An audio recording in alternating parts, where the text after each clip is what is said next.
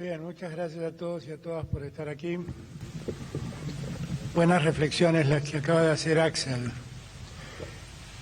Miren, a lo largo de toda la campaña, y porque esencialmente lo creo, he venido planteando que nosotros decimos vivir en un país federal, pero que en los hechos se presenta y actúa como un país muy unitario. El país es unitario en todas sus dimensiones.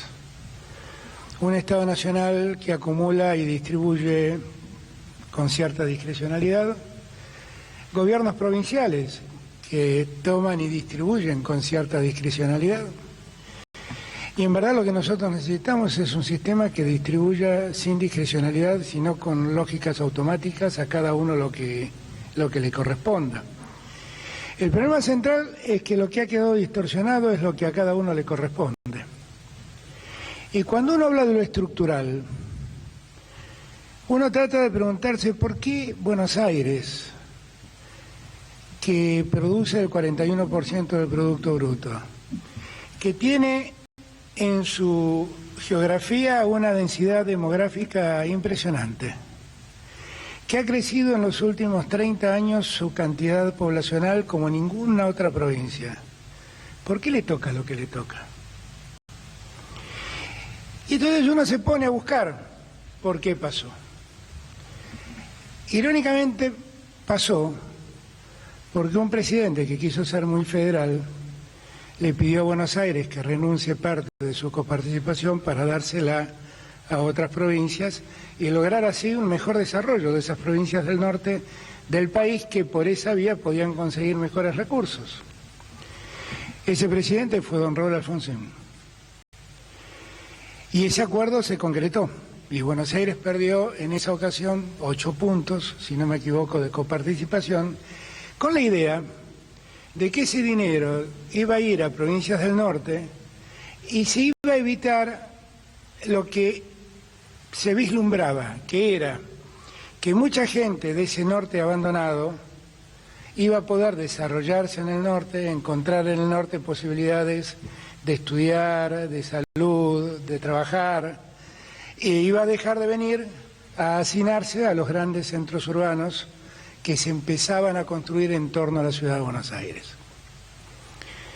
Pero esa vocación claramente federal que tuvo Alfonsín falló y empezó a generar un problema estructural en la provincia de Buenos Aires que hasta el día de hoy no hemos resuelto. Y digo esto simplemente para hacer historia y reivindicando la vocación federal de Alfonsín, pero para darnos cuenta que tenemos un problema muy profundo que resolver, pero muy profundo. Porque Buenos Aires sigue recibiendo ya no solo habitantes del norte argentino, sigue recibiendo habitantes de países hermanos, en un lugar que no tiene los recursos necesarios para poder desarrollar en condiciones de dignidad la vida de cada uno de esos que viene a la región bonaerense.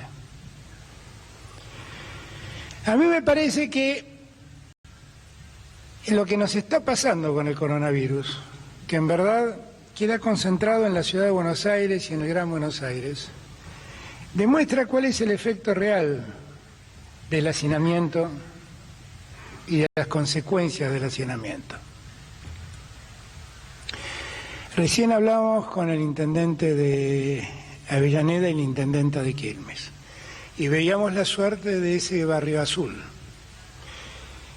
separados por una calle donde de un lado hay una intendencia y del otro lado hay otra intendencia. En una de las intendencias, ese barrio popular se convirtió en un barrio popular con condiciones de dignidad. Ahí pudieron desarrollar lugares, un hábitat donde vivir mucho mejor, con calles, con centros deportivos, con escuelas, con espacios para el esparcimiento, con casas de material, con baños, pero cruzando la calle ese desarrollo no se hizo.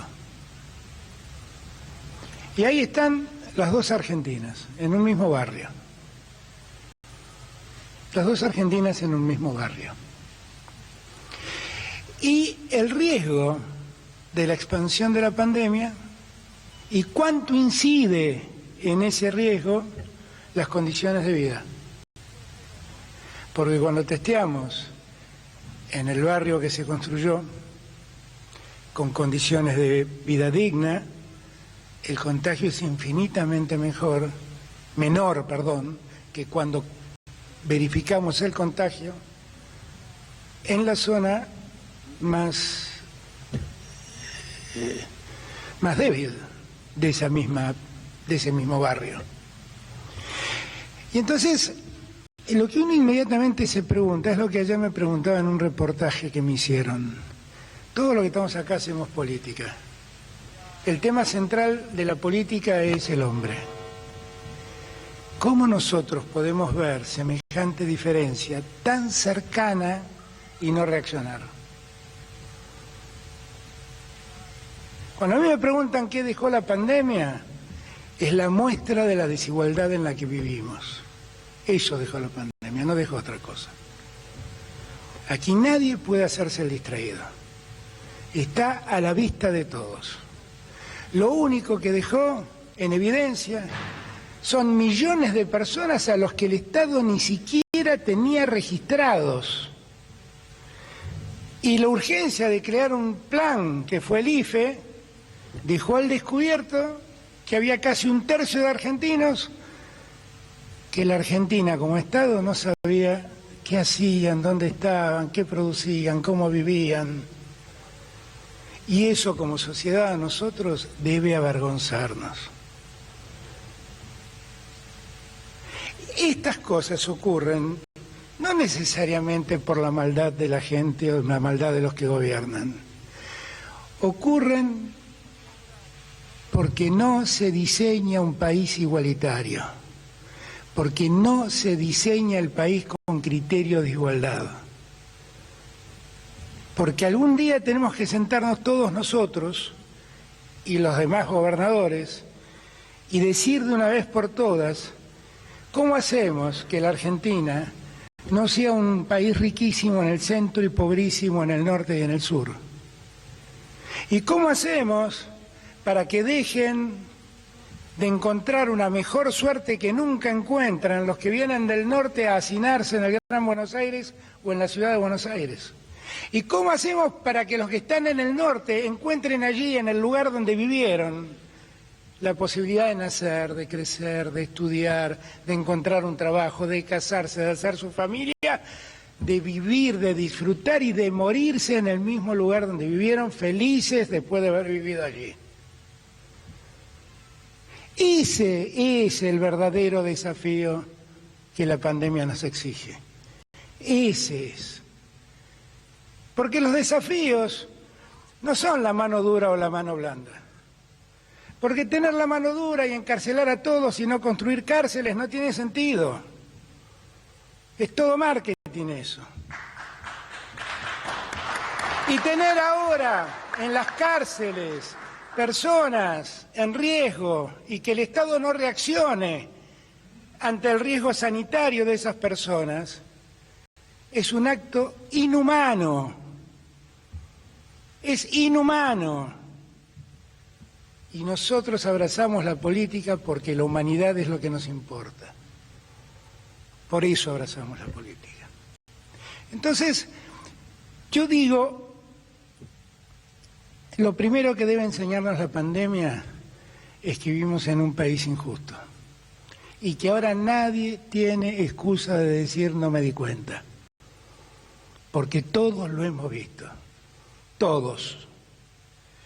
Que si somos gente digna, como creo que somos, no podemos dejar ni permitir que esa situación de desigualdad se sostenga y se profundice. Y que si queremos vivir en un país federal, tenemos que integrarnos. Y que para que todo esto ocurra, no va a haber ninguna máquina mágica del mercado que lo haga. Lo tenemos que hacer nosotros.